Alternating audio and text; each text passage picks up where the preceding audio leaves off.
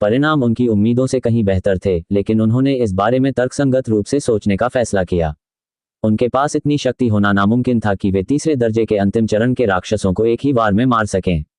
पहली व्याख्या ये थी कि शेर के शरीर में पहले से ही कुछ छिपी हुई चोटें थीं जिन्हें डेमियन ने उनकी शारीरिक लड़ाई में और बढ़ा दिया था। दूसरी ये थी कि सूर्य अग्नि ने शेर की अपनी लपटों को आधार बनाकर उसके शरीर को भस्म कर दिया था। और तीसरी व्याख्या ये थी कि यह बस उस जादुई शक्ति की मात्रा के कारण था जो उसने इस बार अपनी क्षमता में लगाई थी। इनमें से प्रत्येक कारण अपने अपने तरीके से तर्कसंगत था, इसलिए डेमियन ने अनुमान लगाया कि संभवतः इन तीनों के संयोजन के कारण ही शेर पल भर में जलकर राख हो गया। ये ताकत का एक साधारण परीक्षण होना चाहिए था, लेकिन मैंने पहली ही लड़ाई में अपनी अधिकांश ऊर्जा खर्च कर दी। लेकिन डेमियन के पास वास्तव में परीक्षण करने के लिए और कुछ नहीं था। उसकी नई आयामी जादुई शक्ति मूल रूप से स्थानिक जादू ही थी, इसलिए जब तक वह इसे ठीक से इस्तेमाल करना नहीं सीख लेता तब तक इसकी पूरी क्षमता सामने नहीं आएगी। अरे, मैं ये कर सकता हूँ। डेमियन तुरंत बैठ गया और ध्यान लगाने लगा। उसने अपने आसपास का इलाका पहले ही जांच लिया था और वहां कोई जानवर नहीं था, इसलिए वह अपनी मर्जी से कुछ भी कर सकता था। डेमियन इस समय अपनी तलवारबाजी पर ध्यान केंद्रित कर रहा था। उसने काफी समय से इसके लिए कोई नई चाल नहीं बनाई थी और इसका मुख्य कारण माना की खपत और विचारों की कमी थी। वह कुछ और भव्य और विस्तृत क्षेत्र बनाना चाहता था, लेकिन उसे यह नहीं पता था कि इस विशेष क्षेत्र में स्थानिक संकुचन को कैसे दूर किया जाए। इसलिए जब तक उन्हें कोई अंतर्दृष्टि या विचार नहीं मिल जाता तब तक वे कुछ और करने की कोशिश करते रहे। उन्होंने अंतरिक्ष की अवधारणा पर ध्यान केंद्रित किया। वे अंतरिक्ष को कैसे समझते थे? मूल रूप से यह क्या है? उन्हें इसका उत्तर नहीं पता था। उनका ज्ञान बहुत ही सीमित था, लेकिन उसे अंतरिक्ष के बारे में एक धुंधली सी अनुभूति थी। अंतरिक्ष एक ऐसी अवधारणा थी जो हर चीज के जन्म से जुड़ी थी, क्योंकि लगभग हर चीज अंतरिक्ष के भीतर ही विद्यमान है।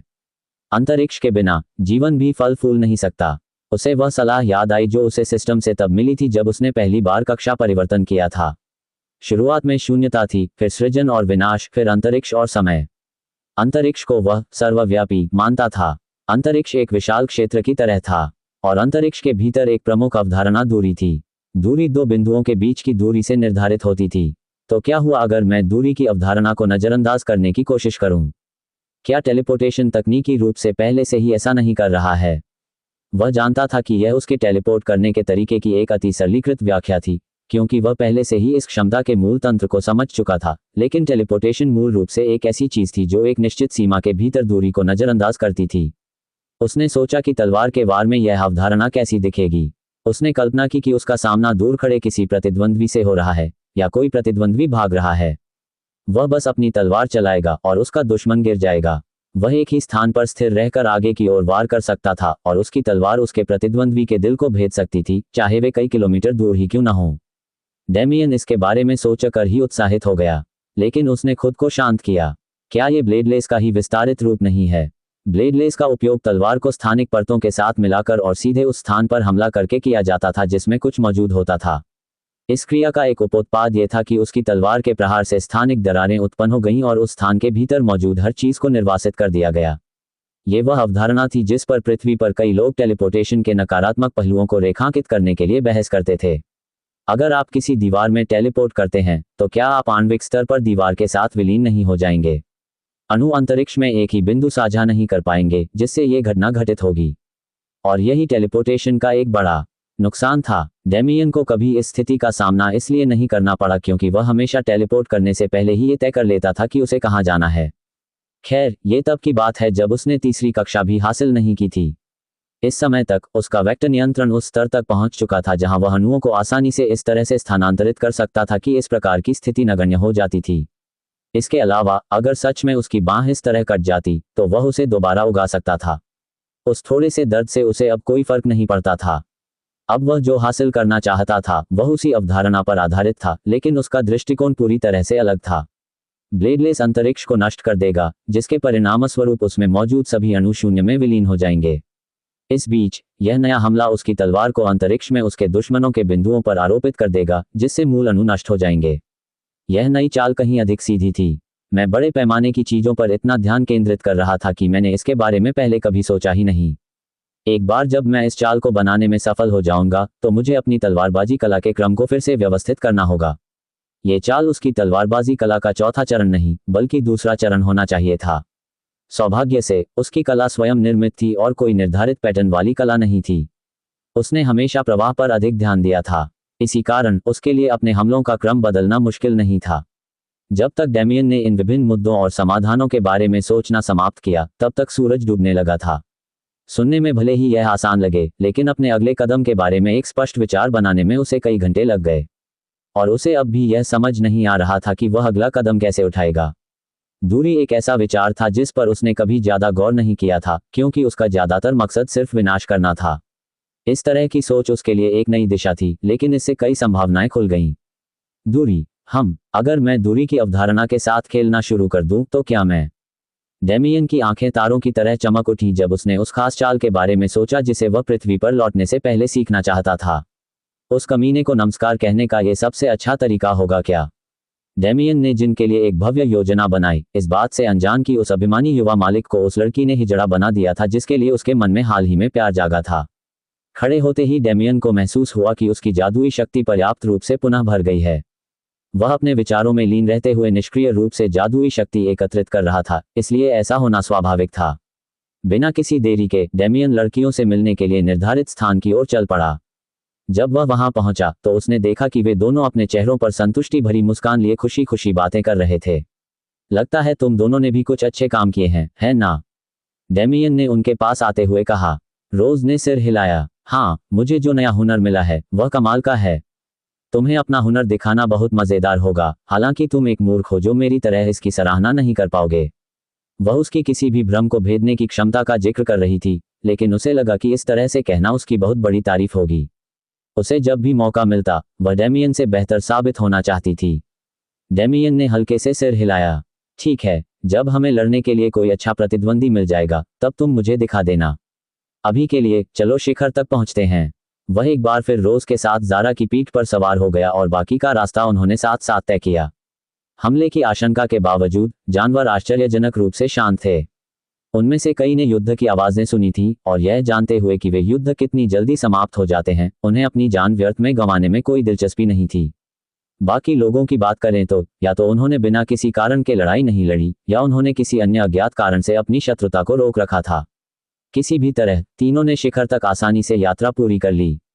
उन्हें लगा था कि वहां पहुंचने पर उनका सामना एक भीषण लड़ाई से होगा, इसलिए वे पूरी तरह सतर्क थे, लेकिन उनकी निराशा निश्चित थी। पहाड़ की चोटी पर कुछ भी नहीं था।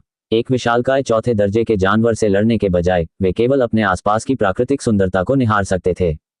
फूल एक सुनियोजित ढंग से खिले हुए थे, प्रत्येक रंग को अपने अपने क्षेत्र में अलग किया गया था, जबकि केंद्र में एक सुंदर झील मौजूद थी। झील का पानी इतना साफ था मानो उसे कभी इंसानी हाथों ने छुआ ही न हो, और पूरा मैदान एक शांत अनुभूति दे रहा था। यह इतना मनमोहक था कि तीनों को बिना किसी चिंता के लेटकर सोने का मन कर रहा था।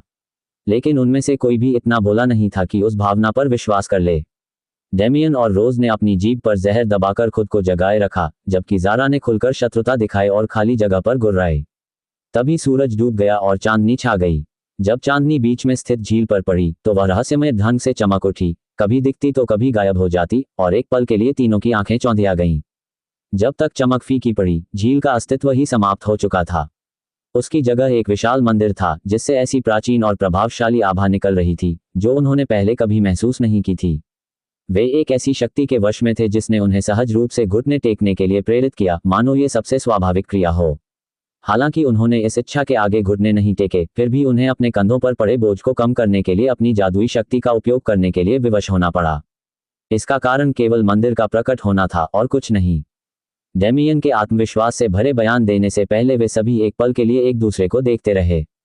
चलिए अंदर चलते हैं। यदि मंदिर का बाहरी आभास दबदबे वाला था, तो भीतर का वातावरण रक्तपात और शांति का एक अराजक मिश्रण था।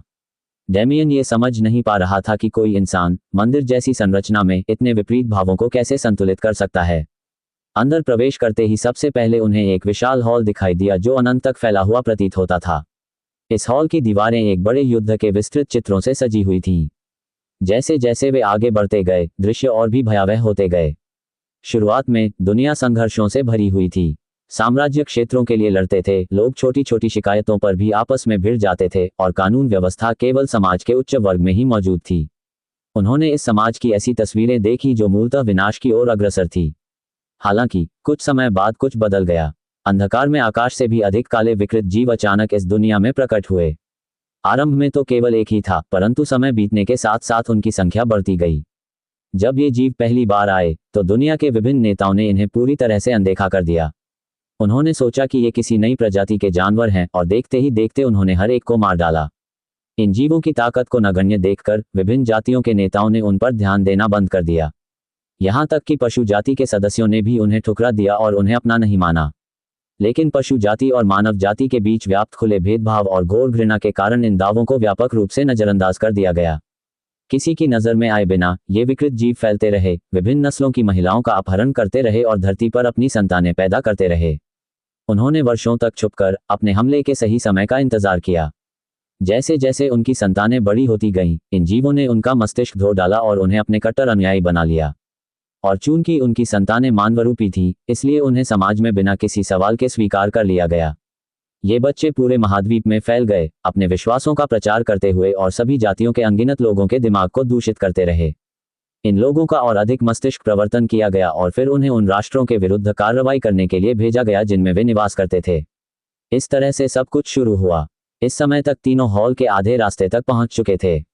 उन्हें दूर एक दरवाजा दिखाई दे रहा था, लेकिन वे चित्रों पर इतने मग्न थे कि उन्हें इसकी परवाह ही नहीं थी। ज़ारा, जिसकी मासूमियत स्पष्ट रूप से झलक रही थी, उसकी भी नजरें अभी भी सामने चित्रित दृश्यों पर टिकी हुई थीं। विकृत प्राणियों ने बलिदान और अनुष्ठान किए, जिससे उनके अनुयायियों को अप्राकृतिक रूप से शक्ति प्राप्त हुई और उन्होंने आबादी के एक बड़े हिस्से को भ्रष्ट कर दिया। इस स्थिति में भी राष्ट्रों के उच्च अधिकारियों ने इस पर ध्यान नहीं दिया। उन्होंने इस प्रसार को एक नए धर्म के रूप में स्वीकार कर लिया। उन्होंने इन लोगों को झूठे देवताओं की पूजा करने और उन्हें अपना जीवन समर्पित करने के लिए तिरस्कार की दृष्टि से देखा। इसी क्षण उन विकृत प्राणियों ने कार्रवाई करने का निश्चय किया। उन्होंने अपने वतन को संदेश भेजा, जिसे अनंत ब्रह्मांड में एक अंधकार में तारे के रूप में दर्शाया गया था। उनकी जाति के अन्य लोगों को वहां पहुंचने में 10 वर्ष लगे और अग्रदूतों द्वारा की गई प्रगति को देखकर उन्होंने दुनिया के विभिन्न क्षेत्रों में गोलाकार उपकरण स्थापित करना शुरू कर दिया। फिर 20 वर्षों तक छिपने के बाद उन्होंने हमला कर दिया। वे गोलाकार उपकरण विशाल काले छेदों में तब्दील हो गए और उन छेदों से विकृत प्राणियों के झुंड बाहर निकले। अब जाकर राष्ट्रों के नेताओं ने जवाबी कार्रवाई शुरू की। वे शक्तिशाली थे। डेमियन ने पहले कभी भी इतनी शक्ति का अनुभव नहीं किया था। इन प्राणियों की अवशिष्ट आभा इतनी प्रबल थी कि उनकी मात्र एक पेंटिंग से भी वह रिस रही थी। ऐसी चीज को चित्रित कैसे किया जाता है? डेमियन के मन में बस एक क्षणिक विचार आया और फिर उसने अपना ध्यान चित्रों पर केंद्रित कर लिया। ये चित्रण बेहद क्रूर था। दुनिया के निवासियों को सुअरों की तरह मार डाला गया, चाहे वे योद्धा हो या निर्दोष, इससे कोई फर्क नहीं पड़ता था। विकृत प्राणी इस ग्रह पर सभी अस्तित्व को मिटाने के एकमात्र लक्ष्य के साथ आगे बढ़ रहे थे। फिर डेमियन को लगा कि ग्रह पर मौजूद चौथे और पांचवें दर्जे के प्राणी हरकत में आ गए हैं। उनकी भारी संख्या देखकर वह दंग रह गया, क्योंकि वहां दसियों अर्धदेव और हजारों चौथे दर्जे के प्राणी मौजूद थे। इन प्राणियों ने हिंसक उत्पात मचाया और जितने भी विकृत प्राणी उन्हें मिले उन सभी को मार डाला। लेकिन उनके प्रयासों में बहुत देर हो चुकी थी। वे अपनी सत्ता के घमंड में चूर हो चुके थे। विकृत प्राणियों द्वारा परिवर्तित किए गए लोगों ने अपनी चाल चली, अपनी अप्राकृतिक शक्ति से शहरों की गलियों में रेंगते हुए बड़े पैमाने पर नरसंहार किया और ऐसा करते हुए हंसते रहे। इस लड़ाई को जीतने में वर्षों लग गए, लेकिन नुकसान इतना भारी था कि इसे जीत कहना भी व्यर्थ था। इन कुछ ही वर्षों के दौरान दुनिया की लगभग आधी आबादी नष्ट हो चुकी थी। अपने लंबे शासनकाल की शुरुआत के बाद पहली बार इन प्राणियों को अपनी मूर्खता का एहसास हुआ। वे सब एक साथ आए और एक युद्ध विराम का प्रस्ताव रखा, एक ऐसा तरीका जिससे वे अपनी प्रजा को एकजुट कर सकें और दुनिया को एक कर सकें। और उनका तरीका सफल साबित हुआ। एक भीषण आपदा झेलने के बाद दुनिया के लोग उन विकृत प्राणियों के प्रति घृणा से एकजुट हो गए। उनकी विकृतियां उनकी संतानों में भी स्पष्ट थीं, और जिन लोगों में भी वे विकृतियां पाई जाती थीं, उन्हें निर्दोष होने के बावजूद सड़कों पर मार डाला जाता था। दुनिया को कुछ हद तक शांति प्राप्त करने में कई वर्ष लग गए, लेकिन उन विकृत प्राणियों ने ऐसा होने नहीं दिया। वे एक बार फिर उसी उद्देश्य से दुनिया में आए, लेकिन इस बार वे और भी अधिक शक्तिशाली बल लेकर आए थे। शत्रु पक्ष में भी डेमियन ने उन प्राणियों की आभा का अनुभव किया जिन्हें वह अर्धदेवता मानता था। दीवार की पूरी लंबाई का अवलोकन करते हुए डेमियन को एहसास हुआ कि चित्र लगभग पूरा हो चुका है, लेकिन उसे लगा कि अभी बहुत कुछ कहना बाकी है, इसलिए इसे इतनी जल्दी समाप्त करना उचित नहीं होगा। उसने कोई भी निष्कर्ष निकालने से पहले और अवलोकन करने का निर्णय लिया। देखते ही देखते उसने एक और भयानक युद्ध होते देखा, लेकिन इस बार उस दुनिया के निवासी अधिक तैयार थे। विकृत जाति पहले की तरह प्रजनन करने में सक्षम नहीं थी। हालांकि इसकी भरपाई इस तथ्य से हो गई कि उनके नेता अवतरित हो चुके थे। अचानक पूरी कहानी एक लड़के पर केंद्रित हो गई। उस लड़के ने दुनिया पर आई पहली आपदा में अपना परिवार खो दिया, लेकिन फिर भी वह बड़ा हुआ और अपनी शक्तियों का उपयोग करना सीखा। उन प्राणियों के लौटने पर वह युद्ध में शामिल हुआ और अपने आसपास के सभी लोगों को पीछे छोड़ दिया। जैसे जैसे युद्ध जारी रहा, वह एक लड़के से जवान आदमी बन गया और एक जवान आदमी से बुरा हो गया। युद्ध के चरम पर भी दुनिया के नागरिक हार रहे थे। एक नाजुक स्थिति में फंसकर दुनिया के नेताओं ने अपनी गलतियों को स्वीकार करने का फैसला किया। उन्होंने विकृत जाति के नेताओं को अपनी योजनाओं में फंसा लिया और उनकी शक्ति का सीधा उपयोग करके उन्हें नष्ट कर दिया। चित्र पूरी तरह से सफेद हो गए जो उस भीषण विस्फोट को दर्शाते हैं। केवल वही एक व्यक्ति जीवित बचा था जो युद्ध के इन वर्षों में एक लड़के से बड़ा हुआ था। उसके सामने अनगिनत विकृत प्राणी खड़े थे, यहाँ तक कि उनके 3 अर्धदेवता भी बचे थे। फिर भी वह अपनी अंतिम सांसें गिन रहा था। अपने से पहले वालों की तरह उस व्यक्ति ने भी स्वयं को बलिदान करने का निर्णय लिया, लेकिन उसका प्रयास उनसे कहीं अधिक बड़ा था। जब उसने अपने आप को विस्फोटित किया तो उसके चारों ओर का अंतरिक्ष फट गया और बिखर गया, जिससे एक विशाल ब्लैक होल का निर्माण हुआ, जबकि अनगिनत उल्कापिंड आकाश से बरसने लगे। इस प्रलयकारी विस्फोट में 2 और अर्धदेवता और अधिकांश सैनिक मारे गए। हॉल के आखिरी पैनल में उस आदमी के शव के चेहरे पर मुस्कान थी, जबकि दुश्मन पक्ष का आखिरी जीवित अर्धदेव भागने के लिए दौड़ पड़ा। तीनों चुप थे, उनमें से कोई भी बोलने की हिम्मत नहीं कर पा रहा था। ये चित्रण विश्वव्यापी स्तर पर हुई एक भयावह आपदा का था, लेकिन साथ ही साथ कई नायकों की कहानी भी थी। यह विकास और प्रगति की कहानी थी, लेकिन साथ ही विनाश और तबाही की भी कहानी थी। अंततः कई घंटों के बाद सन्नाटा टूटा, लेकिन कमरे में मौजूद तीनों में से किसी ने भी ऐसा नहीं किया। एक बुजुर्ग की आवाज हॉल में गूंज उठी। आखिरकार कोई ऐसा व्यक्ति आ गया है जिसे मैं अपनी कहानी सुना सकता हूँ। अपने आप को दिखाएं। तीनों की सतर्कता एक बार फिर बढ़ गई, लेकिन उस रहस्यमयी आवाज ने उन्हें अपने इरादों के बारे में आश्वस्त कर दिया। डरिए मत बच्चों, मैं इस मंदिर में बची हुई एक अकेली आत्मा हूँ जो धैर्यपूर्वक किसी ऐसे व्यक्ति की प्रतीक्षा कर रही हूँ जो इस विरासत को ग्रहण करे। इसके बावजूद तीनों ने अपनी सतर्कता कम नहीं की। फिर भी उन्होंने उस आवाज को जारी रहने का मौका दिया। दीवारों पर बने चित्रों का उन पर इतना गहरा प्रभाव पड़ा था कि उन्होंने ऐसा करना जरूरी समझा। एक बूढ़े व्यक्ति की मायावी आकृति अचानक प्रकट हुई, उसका अस्तित्व अस्थिर और खंडित था। जब डेमियन ने उस बूढ़े व्यक्ति के चेहरे की विशेषताओं को देखा तो वह तुरंत पेंटिंग की ओर मुड़ गया। तुम हो? बूढ़े आदमी ने मुस्कुराते हुए कहा। हाँ, उस चित्र के अंत में मैं ही हूँ, या कम से कम वही असली मैं था। मेरा नाम कट गैलोवे है और मैं कभी मानव जाति का नेता था। डेमियन को गहरा सदमा लगा। कट गैलोवे एक ऐसा नाम था जिसे वह लगभग भूल चुका था, लेकिन वह हमेशा उसकी यादों में बसा रहता था। आखिरकार अगर वह न होता तो डेमियन कब का कालकोठरी में मर चुका होता। हालांकि वह बूढ़े आदमी की बातों की सच्चाई के बारे में आश्वस्त नहीं हो सकता था, फिर भी डेमियन थोड़ा अधिक सम्मानजनक हो गया। क्या आप हमें बता सकते हैं कि आप हमारे सामने क्यों उपस्थित हुए, वरिष्ठ? कट मुस्कुराया। ये वास्तव में बहुत सरल है। मैं बस आपको इन चित्रों के बारे में थोड़ा और बताना चाहता था और आपको एक छोटी सी चेतावनी देना चाहता था कि जब आप उस दरवाजे से अंदर जाएंगे तो आपको क्या सामना करना पड़ेगा।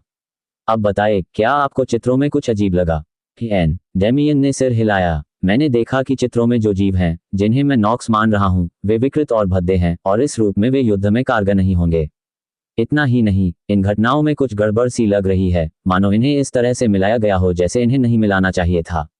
कट की मुस्कान और चौड़ी हो गई। सचमुच इन चित्रों में नॉक्स का चित्रण व्यक्तिपरक है, लेकिन ये स्पष्ट है कि कलाकार उस जाति का चित्रण करते समय पक्षपाती था जिसने दुनिया की आधी आबादी को एक बार नहीं बल्कि कई बार मिटा दिया था। आपकी दूसरी धारणा के बारे में ये भी उसी बात से जुड़ी है जिसका मैंने अभी जिक्र किया। इस ग्रह पर नॉक्स का आक्रमण 1000 साल पहले शुरू नहीं हुआ था, बल्कि यह तब हुआ जब इसका अंत हुआ। नॉक्स का पहला आक्रमण लगभग 10,000 साल पहले हुआ था। इस जानकारी ने डेमियन और रोज को अंदर तक झकझोर दिया। 10,000 साल का समय कितना लंबा होता है। वे इतने लंबे समय तक जीने की कल्पना भी नहीं कर सकते थे। मैं आपकी शंका समझता हूं, लेकिन ये तो अर्धदेव को मिलने वाले जीवनकाल का केवल एक हिस्सा है। 1000 साल पहले तक हर युग में जीवित रहने वाले केवल वे ही थे। आप जो पहले दृश्य देखते हैं, जिनमें उथल पुथल और संघर्ष से भरी दुनिया दिखाई देती है, वह 10,000 साल पहले का समाज था। पहले युद्ध की समाप्ति तक के अगले दृश्यों को घटित होने में 2000 साल लगे। मेरा जन्म उसके 3000 साल बाद हुआ था और युद्ध मेरे जन्म के 2000 साल बाद फिर से शुरू हुआ। मेरे माता पिता कुलीन वंश के थे, इसलिए उन्होंने आसानी से चौथी श्रेणी प्राप्त कर ली। उन 2000 वर्षों के दौरान मैंने सामान्य रूप से शक्ति प्राप्त की, लेकिन जब नॉक्स एक बार फिर उतरे तो उन्होंने मुझसे वह सब कुछ छीन लिया जो मुझे प्रिय था। कट का चेहरा गुस्से से लाल हो गया। मेरा परिवार, मेरी पत्नी, यहाँ तक कि मेरा नवजात बच्चा भी नहीं बचा। उसके बाद मैंने लगातार बदला लेने का प्रयास किया, नॉक्स का तब तक संहार किया जब तक कि मैं अर्धदेवता स्तर तक नहीं पहुंच गया। ये सब उस अंतिम पैनल में परिणत हुआ जिसे आपने देखा। दुनिया के विभिन्न देवताओं ने अपनी योजनाएं बनाने और स्वयं को बलिदान करने से पहले अपनी शक्ति को एक साथ मिलाकर एक छोटे ग्रह को एक गुप्त क्षेत्र में बदल दिया और मैंने अपनी स्थानिक क्षमताओं का उपयोग करके उस क्षेत्र को महाद्वीप पर स्थानांतरित कर दिया। तीनों एक बार फिर चौंक गए। इसमें कोई आश्चर्य की बात नहीं थी कि उस क्षेत्र में जीवन फलता फूलता था और बुद्धिमान प्रजातियां मौजूद थीं, क्योंकि वह कभी अपने आप में एक अलग दुनिया थी। चूंकि हम जानते थे कि हमारी मृत्यु निश्चित है, इसलिए हमने अपनी विरासत आने वाली पीढ़ियों के लिए इस दुनिया में छोड़ दी। और आम जनता को संदेह न हो, इसलिए हमने चौथी कक्षा के छात्रों को भी ऐसा ही करने की अनुमति दी। और फिर सब कुछ समाप्त हो गया। जब मैंने स्वयं को बलिदान किया तो मैंने अपनी आत्मा के इस हिस्से को गुप्त क्षेत्र में निवास करने के लिए विभाजित कर दिया, जो केवल एक नई पीढ़ी के प्रवेश करने पर ही जागृत होगा। चूंकि मैं नॉक्स को केवल एक ही अर्धदेव के साथ छोड़ने में कामयाब रहा था, इसलिए वे पीछे हट गए और अपनी सेना को पुनः प्राप्त करने तक वापस नहीं लौटे। यह एक जटिल योजना थी जिसके तहत उन्होंने यह मान लिया कि दुनिया में अभी भी कुछ अर्धदेव जीवित हैं। और इस तरह 1000 साल बीत गए। हालांकि कट ने घटी घटनाओं का सारांश प्रस्तुत कर दिया था, लेकिन उसकी आवाज में दर्द साफ झलक रहा था। वे उसकी अनिच्छा को महसूस कर सकते थे, लेकिन साथ ही नॉक्स के पीछे हटने पर उसे मिली राहत को भी। हालांकि कट की बात अभी खत्म नहीं हुई थी। मुझे इस बात का पता तब चला जब मेरा असली शरीर मर चुका था, लेकिन नॉक्स हजारों वर्षों से पूरे ब्रह्मांड में फैल रहे हैं। उनका उद्देश्य अज्ञात है और जब वे किसी नए ग्रह पर पहुंचते हैं तो वे वहां के निवासियों को विलुप्त होने की ओर धकेल देते हैं। आप तीनों जो इस मंदिर तक सफलतापूर्वक पहुंच गए हैं, उनसे मेरी बस यही आशा है कि आप एपिरॉन को उन प्राणियों के हाथों में नहीं जाने देंगे। मुझे पता है कि नॉक्स को खत्म करने का काम आपके बस का नहीं है, लेकिन मुझे उम्मीद है कि आप कम से कम इतना तो कर ही सकते हैं। डेमियन और रोज ने तुरंत सहमति में सिर हिलाया और ज़ारा ने भी उनकी सहमति देखकर ऐसा ही किया। डेमियन के लिए कट ही उसकी जान का एहसानमंद था। एक दुनिया की रक्षा करना कोई बड़ी बात नहीं थी, खासकर तब जब मरने की नौबत आने पर वह बच सकता था। रोज सबसे अलग थी। ये दुनिया उसका घर थी, इसलिए उसे लगता था कि इसकी रक्षा करना उसका स्वाभाविक कर्तव्य है। उसकी परवाह की हर चीज इसी दुनिया में थी। लेकिन अचानक डेमियन को एक सवाल पूछने की जरूरत महसूस हुई। लेकिन मैं ही क्यों? कट ने उसे ध्यान से देखा, लेकिन वह उस अस्पष्ट प्रश्न से विचलित नहीं हुआ। भले ही वह अपने पुराने स्वरूप का एक अंश मात्र रह गया था, फिर भी रहस्यमय दुनिया से उसका इतना गहरा जुड़ाव था कि वह समझ सके कि डेमियन क्या पूछ रहा है। देखो, मेरे असली स्वरूप ने दुनिया में जो भी विरासत छोड़ी है, वो सब आपस में जुड़ी हुई हैं, कट ने कहा। तभी अचानक हवा में एक अंगूठी तैरती हुई दिखाई दी। इस अंगूठी के प्रकट होते ही डेमियन को अपने सामान में कुछ हलचल महसूस हुई। ये दिखने में काले रंग की ऑब्सीडियन की एक अंगूठी थी। डेमियन ने इसे कालकोठरी के भूमिगत क्षेत्र से एक खजाने के रूप में समझकर उठाया था, लेकिन समय बीतने के साथ साथ वह इसके अस्तित्व को भूल गया था। यद्यपि तुम इस दुनिया से नहीं हो, फिर भी तुम्हें मेरा उत्तराधिकारी माना जा सकता है। स्थानिक आत्मीयता के मामले में मुझमें हमेशा से एक विलक्षण प्रवृत्ति रही है। मेरे लिए उन छोटे बच्चों को चुनकर उन्हें इस गूढ़ आत्मीयता को विकसित करने के तरीकों के बारे में सिखाए बिना रहना असंभव था। इसके अलावा आप ही क्यों नहीं?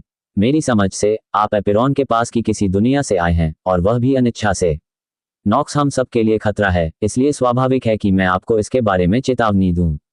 डेमियन समझ गया। कट से मिलने वाली हर मदद के बदले में उसे इस दुनिया की रक्षा करनी थी। यह एक तरह का सौदा था।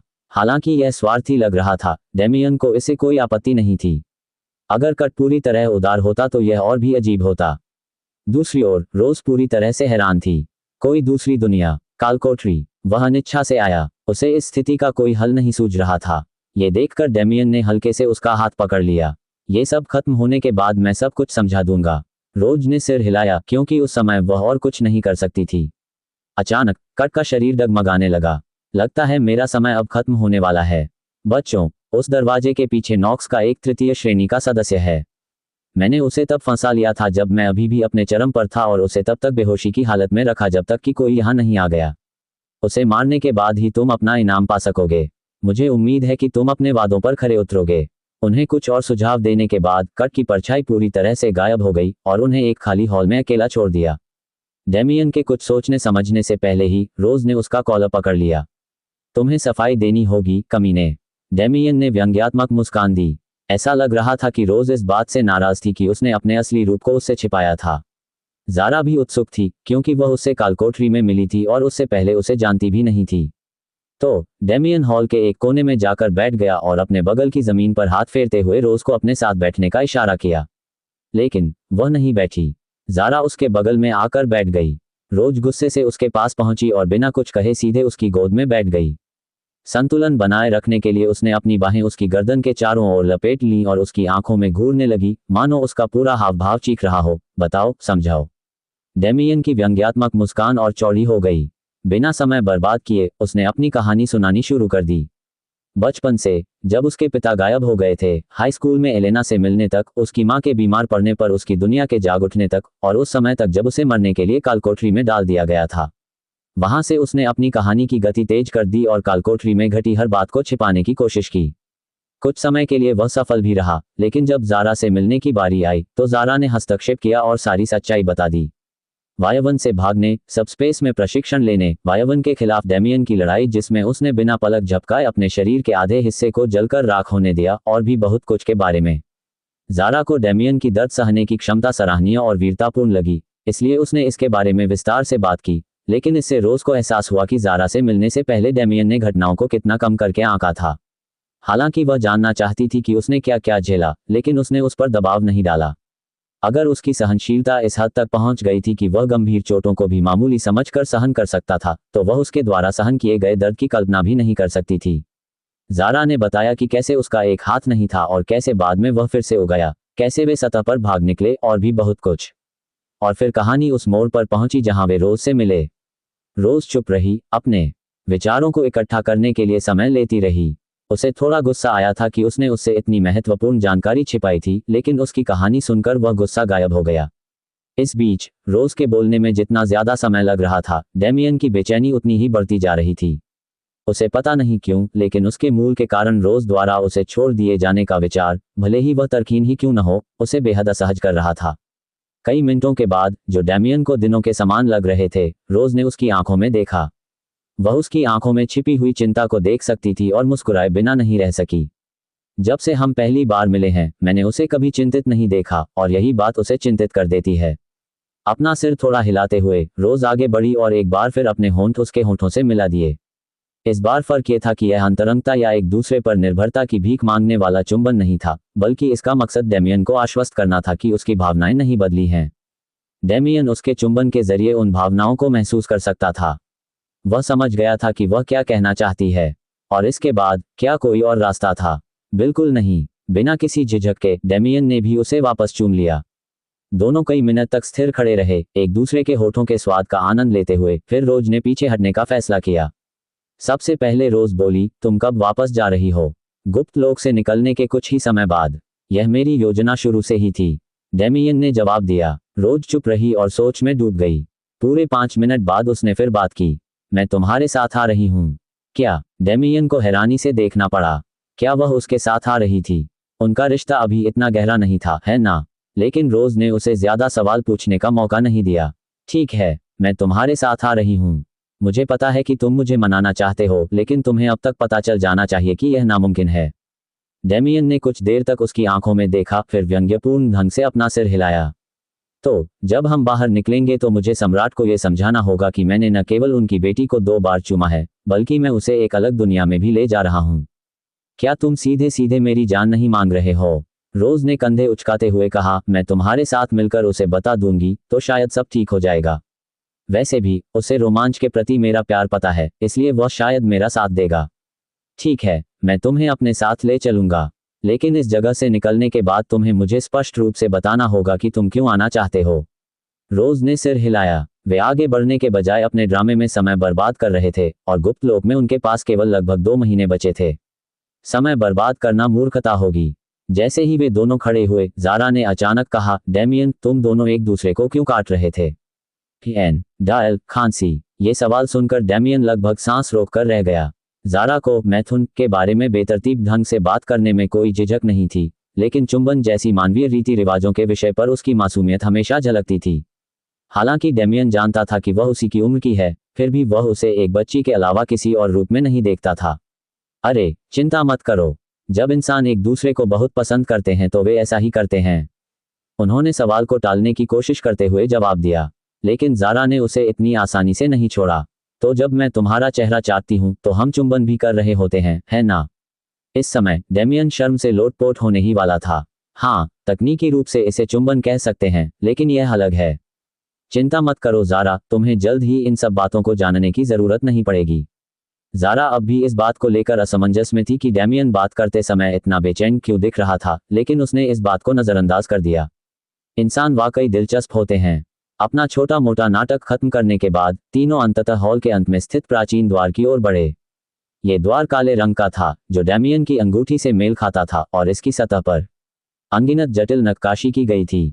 अंगूठी की बात करें तो डैमियन ने उसे अपनी दाहिनी बीच वाली उंगली में, तर्जनी उंगली में पहनी हुई स्थानिक अंगूठी के बगल में पहन लिया था। कट के प्रति सम्मान दिखाने के लिए वह कम से कम इतना तो कर ही सकता था। डैमियन दरवाजे के सामने रुका और बाकी दोनों की ओर मुड़ा।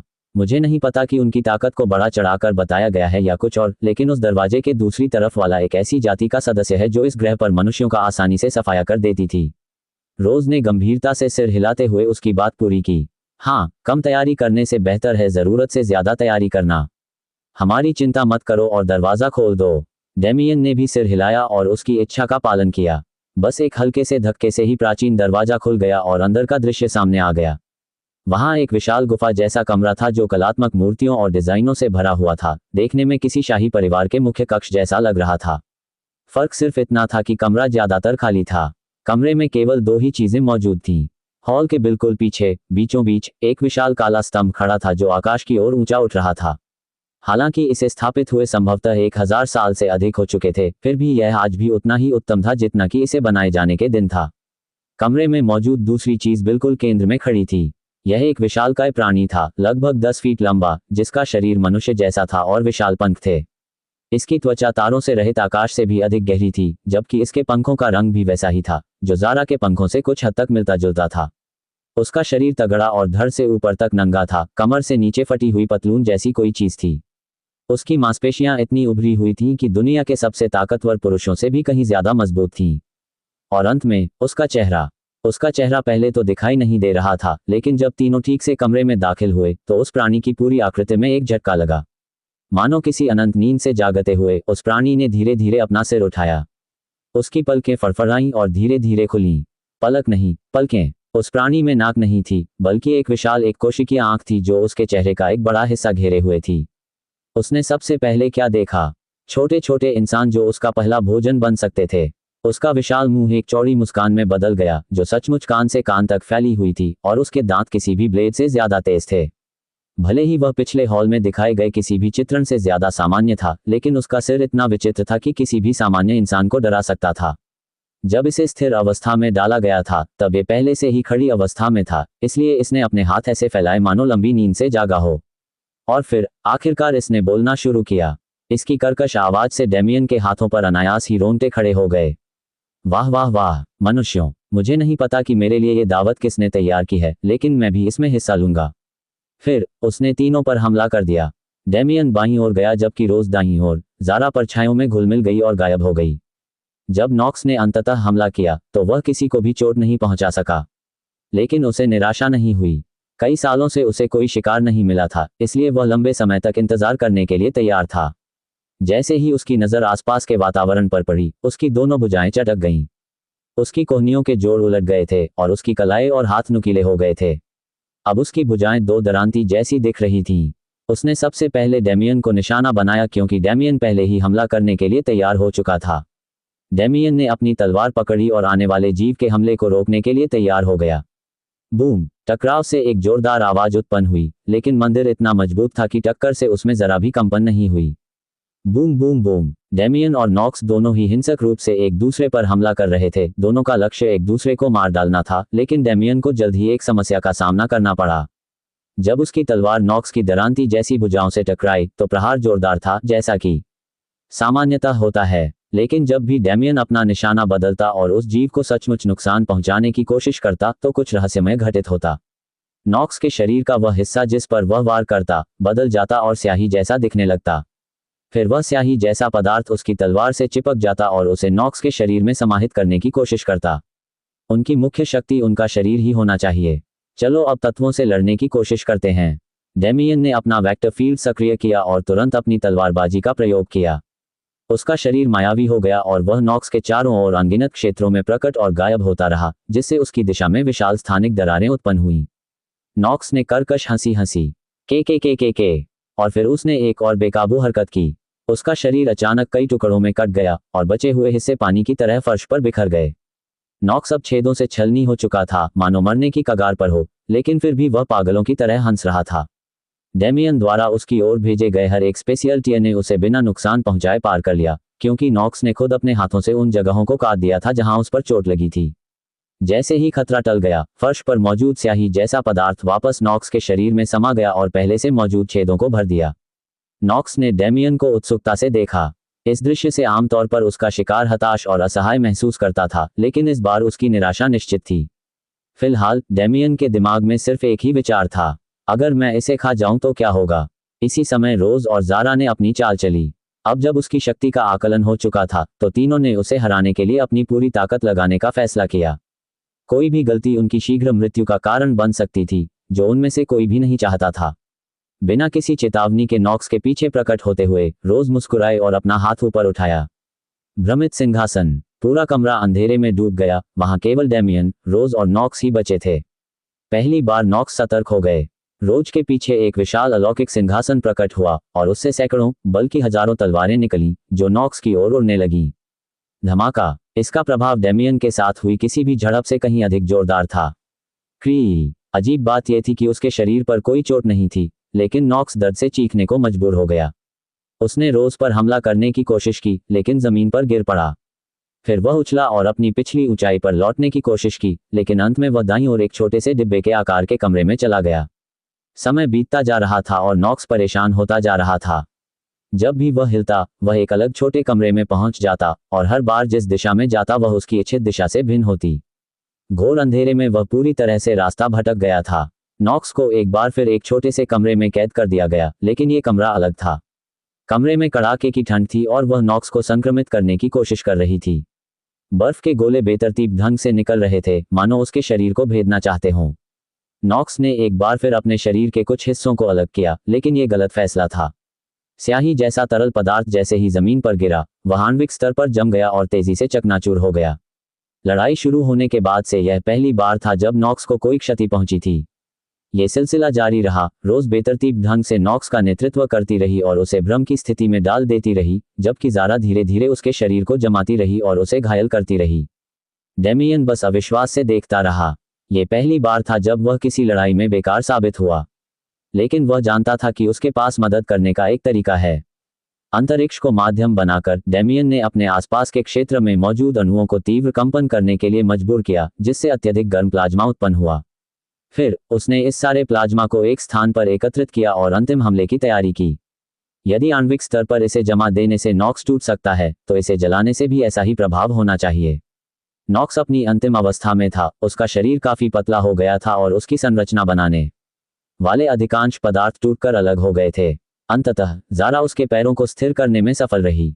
अभी, रोज चिल्लाई, मुझे दोबारा बताने की जरूरत नहीं, डेमियन ने जवाब दिया। किसी ऐसी दुनिया के किसी ताकतवर आदमी की तरह, जहां लोगों के नाम सब्जियों के नाम पर रखे जाते हैं, डेमियन ने अपनी हथेलियां आगे बढ़ाईं और प्लाज्मा की उस विशाल किरण को छोड़ दिया जिसे वह तैयार कर रहा था।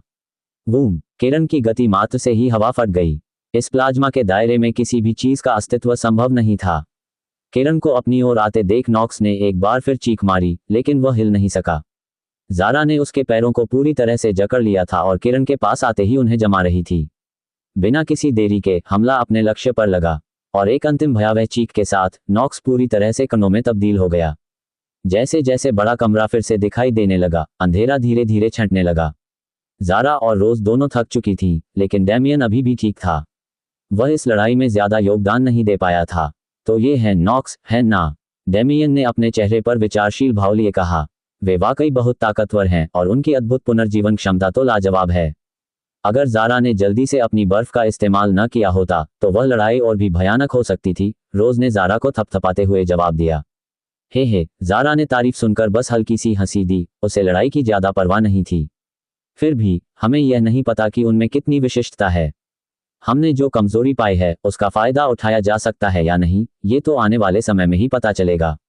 रोज ने सिर हिलाया। ऐसा लग रहा था कि यह प्राणी बाहरी रूप से किसी भी प्रकार की ऊर्जा का उपयोग नहीं कर रहा था, और जिस तरह से वह अपने शरीर को नियंत्रित कर रहा था, वह किसी कौशल या किसी अन्य चीज की बजाय एक स्वाभाविक गुण जैसा लग रहा था। तभी डेमियन ने गौर किया, जिन नॉक्स से उन्होंने लड़ाई की थी वे किसी भी तरह की कुशलता का इस्तेमाल नहीं करते थे। ये वाकई अजीब था। भले ही वे ऐसी जाति हों जो सिर्फ अपने शारीरिक अंगों का इस्तेमाल करती हो, फिर भी उनमें कुशलता तो होनी ही चाहिए। नॉक्स के व्यवहार को देखकर यह अनुमान लगाया जा सकता है कि उनकी बुद्धि का स्तर ऊंचा नहीं था, ठीक वैसे ही जैसे जादुई जीव अपनी शक्ति बढ़ने के साथ साथ बुद्धिमान होते जाते हैं। लेकिन अगर नॉक्स जानबूझकर उन्हें गुमराह करने के लिए ऐसा व्यवहार कर रहे थे तो मामला पूरी तरह से अलग हो जाता है। सिर्फ एक लड़ाई के बाद कोई निष्कर्ष न निकालें। अगर हम इस तरह की विशाल शक्ति के खिलाफ सतर्क नहीं रहे तो हम बिना यह समझे ही अपनी जान गंवा देंगे कि ऐसा कैसे हुआ। डेमियन ने कुछ याद आने से पहले कहा, समझ न आने की बात करें तो आपने कौन सा कौशल इस्तेमाल किया? वह तो कमाल का था। डेमियन को आमतौर पर हमले के नामों को पुकारना नापसंद था क्योंकि ऐसा करना उसे अजीब लगता था, लेकिन जब रोज ने लड़ाई के दौरान ऐसा किया तो उसे मानना पड़ा कि यह शानदार था। वह मन ही मन सोचने लगा कि क्या उसे अपने कुछ ऐसे कौशलों का नाम जोर से बोलना शुरू कर देना चाहिए जिनके नाम संक्षिप्त रूप से दिए गए हों जब वह उनका उपयोग करे। अपनी क्षमताओं का जिक्र सुनकर रोज के चेहरे पर खुशी झलक उठी और उसने जवाब दिया, ये वो नई कला है जो मुझे क्लास बदलने के बाद मिली है। मैंने अभी इसकी पूरी शक्ति का सिर्फ एक छोटा सा हिस्सा ही इस्तेमाल किया है, लेकिन अभी मैं बस इतना ही कर सकती हूँ। उम्मीद है समय के साथ मैं इससे भी कहीं ज्यादा अद्भुत चीजें करना सीख जाऊंगी। दरअसल रोज द्वारा अपने मायावी सिंहासन कौशल का उपयोग करना प्रारंभिक स्तर पर था। यह एक ऐसा क्षेत्र था, एक ऐसी जगह जहां अगर वह इसका सही उपयोग करती तो वह मूलतः एक देवता के समान प्राणी बन जाती थी। हालांकि इसका असर उससे अधिक शक्तिशाली लोगों पर नहीं पड़ेगा, लेकिन अगर वह इसका इस्तेमाल कर रही हो तो सैकड़ों द्वितीय श्रेणी के लोग भी मिलकर उसे छू भी नहीं पाएंगे। यही कारण था कि ग्रैंड मास्टर स्तर का नियंत्रण हासिल करने वालों को दूसरों से अधिक महत्व दिया जाता था। डोमेन वास्तव में भयानक शक्तियां थीं। फिर भी विभिन्न नेताओं के अलावा इस स्तर का नियंत्रण हासिल करने वाले लोगों की संख्या उंगलियों पर गिनी जा सकती थी। जब ज़ारा और रोज आराम कर रही थीं और अपनी ऊर्जा पुनः प्राप्त कर रही थीं, तब डेमियन ने कमरे का जायजा लेने का फैसला किया। यह अजीब था कि इतने बड़े कमरे में ओबेलिस्क और नॉक्स के अलावा सब कुछ पूरी तरह से खाली था। दीवारें और फर्श एक ऐसे पदार्थ से बने थे जिसे डेमियन ने एपिरॉन पर भी पहले कभी नहीं देखा था। यह उसे संगमरमर की याद दिलाता था, फिर भी इसकी मजबूती ऐसे सामान्य खनिज से कहीं अधिक थी। आखिरकार इसने पूरे युद्ध के झटकों को बिना किसी खरोंच के झेल लिया था। कमरे के बाकी हिस्से में कुछ भी खास दिलचस्प न देखकर डेमियन ओबेलिस्क की ओर बढ़ा। चाहे वह कितना भी ध्यान से देखे, वह भी सामान्य ही लग रहा था, लेकिन उसे देखकर उसके मन में एक रहस्यमय अनुभूति हो रही थी जिसे वह पूरी तरह समझ नहीं पा रहा था। ओबेलिस्क के चारों ओर घूमते हुए उसने पाया कि उसके किनारे पर कुछ लिखा हुआ था, जिसे उसने लड़कियों को सुनाने के लिए पढ़ना शुरू कर दिया। इस दुनिया के शत्रु का वध करने वाले तुम लोगों के लिए ये स्मारक एक पुरस्कार के रूप में कार्य करता है। ये हमारे द्वारा निर्मित नहीं है, बल्कि इस दुनिया को एक गुप्त क्षेत्र में बदलने से पहले ही यह इस पर्वत की चोटी पर मौजूद था। हमें इसके उद्देश्य का कोई अंदाजा नहीं है, नहीं हम ये जानते हैं कि यह कहाँ से आया है। हम इतना ही जानते हैं कि यह उन लोगों को अपार लाभ पहुंचा सकता है जिन्हें ये योग्य समझता है। आखिरकार इसी ओबेलिस्क की बदौलत मैं आसानी से अर्धदेवताओं की श्रेणी में आसीन हो सका। मैं तुम्हारे पुरस्कार भाग्य के हाथों में छोड़ता हूँ। अगर तुम यहाँ हो तो इसका मतलब है कि मैंने तुम्हें स्वीकार कर लिया है, इसलिए मुझे कोई संदेह नहीं है कि तुम कुछ महान हासिल करोगे। ओबेलिस्क जो कुछ भी देना चाहता है उसे पाने के लिए तुम्हें बस अपना हाथ उसकी सतह पर रखना है। डेमियन ने लड़कियों की तरफ मुड़कर देखा। ठीक है, चूंकि आप लोग अभी भी ठीक हो रही हैं, तो मैं पहले जाकर देख लेता हूं कि यह चीज वाकई काम करती है या नहीं। वह थोड़ा सतर्क होकर आगे बढ़ा। आखिर बिना आक्रमण शक्ति वाली एक स्थिर वस्तु उसे कैसे नुकसान पहुंचा सकती थी? लेकिन डेमियन को इस ओबेलिस्क की गंभीरता का एहसास नहीं था। जैसे ही उसने अपना हाथ हल्के से इसकी सतह पर रखा, डेमियन ने अपने शरीर में एक अदम्य शक्ति का प्रवेश महसूस किया। ये शक्ति उसके आंतरिक शरीर में पूरी तरह से प्रवाहित हुई और उसका शून्य शरीर इसे जरा भी रोक नहीं पाया। फिर वह अचानक गायब हो गई। हालांकि वह अकेली नहीं गई। जैसे ही वह शक्ति उसके शरीर से निकली, डेमियन कमरे से गायब हो गया। ज़ारा ने सबसे पहले इस बात को महसूस किया। जैसे ही उसे लगा कि डेमियन से उसका संपर्क टूट गया है, उसकी आंखें फटी रह गईं। डेमियन, वह चिल्लाई, लेकिन उसे कोई जवाब नहीं मिला। रोज की हालत भी कुछ बेहतर नहीं थी। उसने डेमियन को अचानक गायब होते देखा था, लेकिन उसे अभी भी समझ नहीं आ रहा था कि यह सब कैसे हुआ। इस अचानक घटनाक्रम के कारण उसका तर्कसंगत दिमाग पूरी तरह से निष्क्रिय हो गया था और उसकी भावनाएं उस पर हावी हो गई थीं। परिणामों की परवाह किए बिना रोज ओबेलिस्क की ओर दौड़ी और अपना हाथ उसकी सतह पर रखकर उसी तरीके से डेमियन तक पहुंचने की कोशिश करने लगी जैसे डेमियन ने की थी। और उसे भी रहस्यमयी शक्ति का अनुभव हुआ। बिना किसी संदेह के रोज भी गायब हो गई। ज़ारा ने उनका पीछा करने की पूरी कोशिश की, लेकिन यह व्यर्थ था। चाहे वह ओबेलिस्क को कितना भी दबाए, खरोंचे या उसे पूरी तरह से नष्ट करने की कोशिश करे, कुछ भी कारगर नहीं हुआ। ज़ारा बुरी तरह घबरा गई थी। कालकोठरी में उनकी मुलाकात के बाद से ही उनका मानसिक जुड़ाव अटूट था। प्रशिक्षण के लिए उससे अलग होने में उसे जो सहजता महसूस हो रही थी, उसका एकमात्र कारण यही मानसिक जुड़ाव था। दुनिया से अलग थलग पड़ जाने से ज़ारा को अकेलापन महसूस हुआ। उसे लगा जैसे उसके माता पिता के साथ हुई त्रासदी फिर से घट रही हो। वह किसी और को खोना नहीं चाहती थी, लेकिन उसके पास मदद करने की शक्ति नहीं थी। अपनी उथल पुथल भरी भावनात्मक स्थिति में ज़ारा की रक्तधारा उग्र हो उठी। ऐसा लग रहा था मानो वह उसके दर्द से ऊर्जा प्राप्त कर रही हो। उसका आंतरिक शरीर अपनी ही रक्तधारा से लड़ते हुए खुद को नष्ट करने लगा। ज़ारा छटपटाने लगी। वह न केवल डेमियन को खो रही थी, बल्कि अचानक उसे असहनीय दर्द भी होने लगा। वह तनाव को और सहन नहीं कर सकी और जहां खड़ी थी वहीं बेहोश हो गई। उसका शरीर फर्श पर गिर पड़ा। तारांकन तारांकन तारांकन। जब डेमियन ने अपनी आंखें खोलीं, तो उसे चारों ओर केवल घोर अंधकार ही दिखाई दिया। इसे अंधकार कहना उसके आसपास के खालीपन को पूरी तरह से व्यक्त करने के लिए पर्याप्त नहीं था। वास्तव में, जब उसने अपनी आंतरिक शक्ति का उपयोग करने का प्रयास किया, तो उसे अपने आसपास स्थान के अस्तित्व का भी एहसास नहीं हुआ। अंतरिक्ष की अवधारणा तो अनुपस्थित थी ही, साथ ही उसे अपने शरीर का भी एहसास नहीं हो रहा था। ऐसा लग रहा था मानो उसकी चेतना शून्यता में समा गई हो। कुछ सेकंड बीते होंगे या कई साल, लेकिन कुछ समय बाद डेमियन को एहसास हुआ कि समय की अवधारणा भी गायब हो गई है। डेमियन की चेतना दिशाहीन होकर भटक रही थी, किसी ऐसी चीज की लहरों में बह रही थी जिसे वह समझ नहीं पा रहा था। एक समय ऐसा भी आया जब उसे अपने अस्तित्व पर ही संदेह होने लगा। मैं कौन हूं? मैं कहां हूं? डेमियन को अपनी सोचने समझने की शक्ति खोने में ज्यादा समय नहीं लगा। उसकी इच्छा शक्ति कितनी भी मजबूत क्यों न हो, इस तरह की स्थिति को सहने के लिए वह खुद को प्रशिक्षित नहीं कर सकता था। लेकिन उसने अपनी यादें नहीं खोईं, बल्कि उसने खुद को उन्हीं यादों में कैद कर लिया ताकि वह कम से कम अपनी पहचान को बनाए रख सके। समय इसी तरह बीतता गया। क्या यह महज 1 मिलीसेकंड था या हजारों साल? डेमियन को पता नहीं था। जैसे जैसे वह धारा के साथ बहता गया, खालीपन के अलावा कुछ और भी उसकी दृष्टि में प्रकट हुआ। डेमियन रोमांचित था। अपने वर्तमान परिवेश में किसी भी बदलाव का वह स्वागत करता। उसे खतरे की परवाह नहीं थी, या यूं कहें कि खतरे की अवधारणा अब उसके लिए बेमानी हो गई थी। उसे पता नहीं था कि वह क्या कर रहा है या कैसे कर रहा है, लेकिन डेमियन धीरे धीरे प्रकाश के उस स्रोत की ओर बढ़ गया। उसने जो देखा, वह ऐसा दृश्य था जिसे वह अपनी पूरी जिंदगी में कभी नहीं भूलेगा। एक विशाल नदी, ग्रहों और आकाशगंगाओं से भी बड़ी, यह नदी दोनों दिशाओं में अनंत तक फैली हुई थी। यदि कोई इस नदी के छोरों को खोजने का प्रयास करता, तो संभवतः इस प्रक्रिया में उसका अहंकार नष्ट हो जाता। नदी का रंग निर्मल नीला था, पानी के रंग जैसा नहीं, बल्कि तारों के रंग जैसा। ये पूरी तरह से प्रकाश से बना था, या ऊर्जा से। डेमियन को इसका कोई अंदाजा नहीं था। वह बस इस नदी को बिना पलक झपकाए देखता रहा, इसके प्रवाह में खोया हुआ था।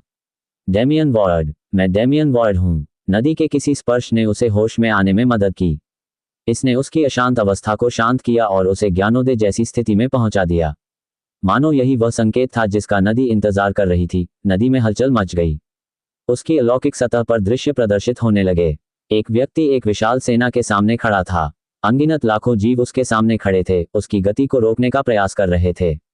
वह व्यक्ति हवा में अपनी जगह से शांत भाव से उन्हें घूर रहा था। वह उन्हें चींटियों की तरह देख रहा था। अपना हाथ हल्के से उठाते हुए उस व्यक्ति ने एक शब्द कहा, गिर जाना। चारों ओर अफरा तफरी मच गई। उस एक ही हमले में सेना का अधिकांश हिस्सा नष्ट हो गया और बचे हुए हिस्से को भी उसके प्रभाव से तबाह कर दिया गया। अगले दृश्य में उस व्यक्ति को हिलने डुलने की आवश्यकता नहीं थी।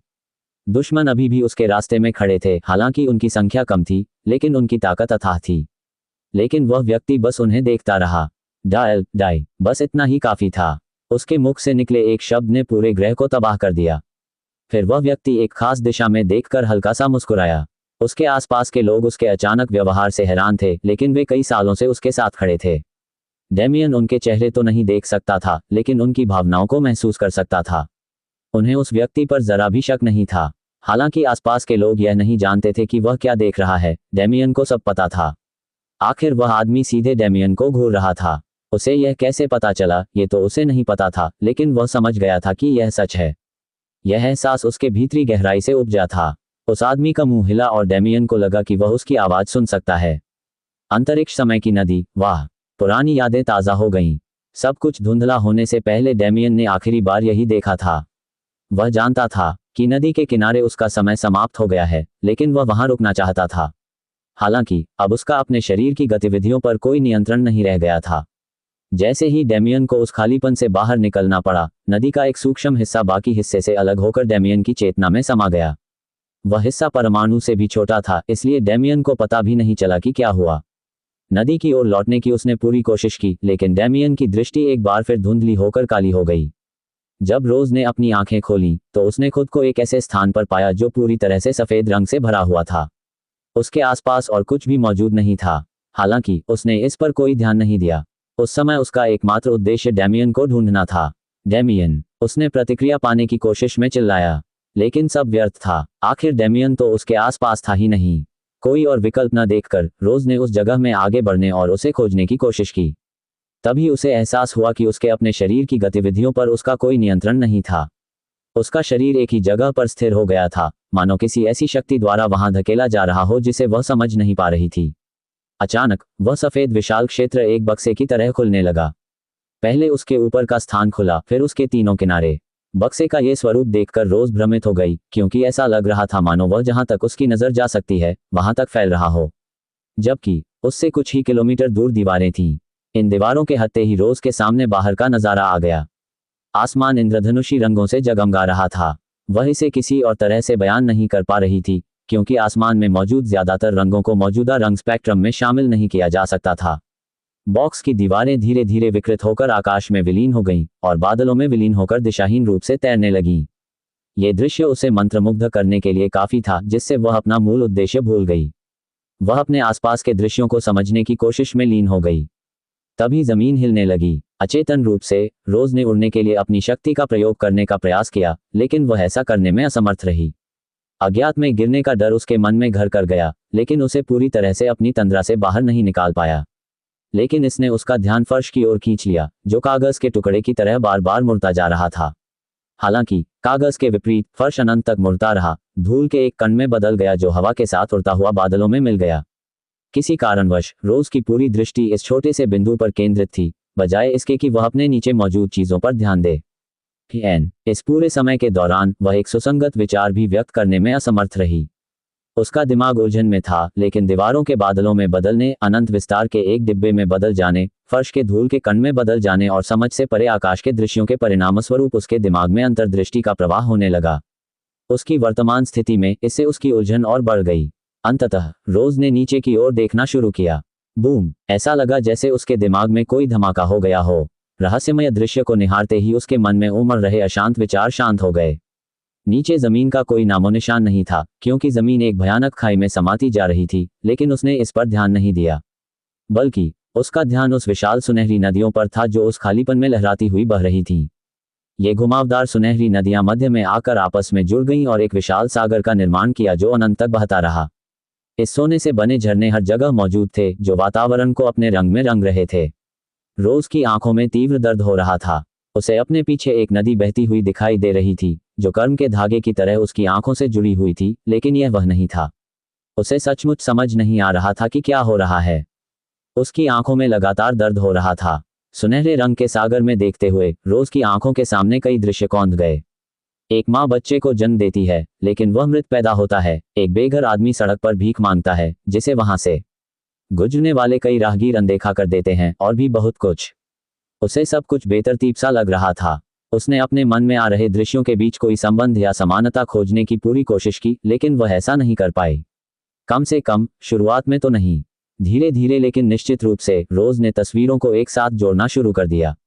उस बच्चे की मां जिसने एक निर्दोष व्यक्ति को फंसाकर उसके पैसे चुराए और अपनी भावनाओं से निपटने के लिए नशे का सहारा लिया, वह बेघर आदमी जिसने अपनी बुराइयों को पूरा करने और अपने पापों से भागने के लिए एक अच्छे दोस्त को धोखा दिया और उसकी हत्या कर दी। रोज को ऐसे दृश्य दिखाई देने लगे जिनमें लोग अच्छे और बुरे काम कर रहे थे, ऐसे काम कर रहे थे जो एक दूसरे के विपरीत थे, और भी बहुत कुछ। हालांकि इन सभी कामों से कर्म का फल मिलता था। इन लोगों के हर काम का असर उनके जीवन पर आगे चलकर पड़ता था। उसे लगा कि अगर वह चाहे तो इन लोगों द्वारा किए गए एक कार्य को बदलकर वह एक ऐसा प्रभाव पैदा कर सकती है जो उनके पूरे जीवन की दिशा बदल देगा। उसकी आंखों में धड़कन चरम पर पहुंच गई, जिससे उसे आंखें बंद करनी पड़ी। उसकी आंखों से निकलने वाली सुनहरी चमक उसके पूरे अस्तित्व में समा गई, जिससे उस पर एक परिवर्तन का प्रभाव पड़ा। उसकी माणिक जैसी आंखों का रंग बदलने लगा। हालांकि उनका रंग लगभग वैसा ही रहा, लेकिन उसकी विशेषता उन पर हावी हो गई और वे उसकी असली आंखें बन गईं। पहले वह अपनी इच्छा से दोनों आंखों के बीच बदल सकती थी, लेकिन अब ऐसा लगता था कि यह संभव नहीं था। इससे पहले कि रोज समझ पाती कि अभी अभी क्या हुआ है, उसे एक रहस्यमयी शक्ति का आभास हुआ जिसने उसे उस आयाम से बाहर धकेल दिया जिसमें वह वर्तमान में थी। जैसे ही उसने आखिरी बार उस क्षेत्र के हर एक विवरण को समझने की कोशिश की, रोज की दृष्टि धुंधली होकर काली हो गई। तारांकन तारांकन तारांकन। गुप्त लोक का अंतिम महीना लगभग समाप्त हो चुका था। प्रतिभागियों के महाद्वीप पर लौटने में केवल एक दिन शेष था।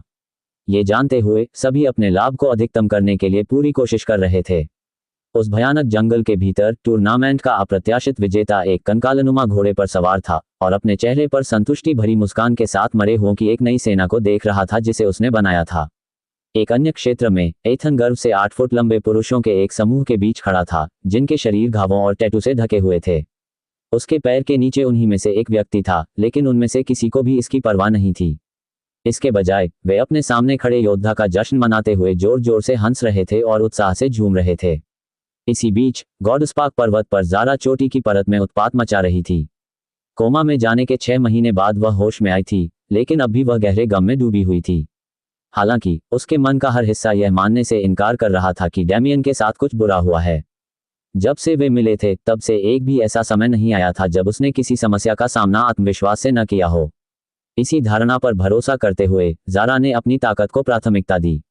उसके विचार अभी भी काफी हद तक भोले थे, लेकिन उसका एक हिस्सा वास्तविकता को स्वीकार करने के लिए विवश था। मैं अब कभी इस तरह की घटना दोबारा नहीं होने दूंगी, यही विचार उसके मन में चल रहा था। जब उसके माता पिता की मृत्यु हुई तब वह असहाय थी, और अब जब डैमियन के साथ कुछ रहस्यमय घटना घटी तब भी वह असहाय थी। उसे इस बात की परवाह नहीं थी कि इसमें कितना समय लगेगा या वह इसे हासिल करने के लिए कौन से तरीके अपनाएगी। उसकी एकमात्र इच्छा शक्ति थी, और उसके वंश में यही भावना प्रबल थी। इसने उसके दृढ़ संकल्प को और भी मजबूत किया और उसे अपनी सबसे बुनियादी पशुवत प्रवृत्ति की ओर लौटने की अनुमति दी। मारना, खाना और विकसित होना। तो जारा यही कर रही थी। वह यथासंभव आदिम तरीके से ताकत हासिल कर रही थी, इस उम्मीद में कि वह फिर कभी बेकार न हो जाए। और पूरे 1 महीने के इंतजार के बाद जारा की उम्मीदें पूरी हुईं। अपनी खोज के दौरान उसने डैमियन के साथ अपने मानसिक जुड़ाव को इस तरह फिर से महसूस किया जैसे कुछ हुआ ही न हो। हालांकि वह थोड़ा भ्रमित लग रहा था, लेकिन जारा को पता था कि वह पूरी तरह से ठीक है। बाकी सब बातों की परवाह न करते हुए जारा उससे दोबारा मिलने के लिए सीधे पहाड़ की ओर दौड़ पड़ी। तारांकन तारांकन तारांकन। जब डैमियन जागा तो उसे बिल्कुल भी पता नहीं था कि वह कहाँ है। उसका दिमाग उलझी हुई यादों से भरा हुआ था।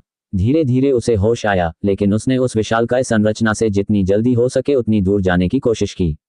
उसे ज्यादा कुछ याद नहीं था कि क्या हुआ था, लेकिन जो दृश्य उसे याद थे वे उसे डरा रहे थे।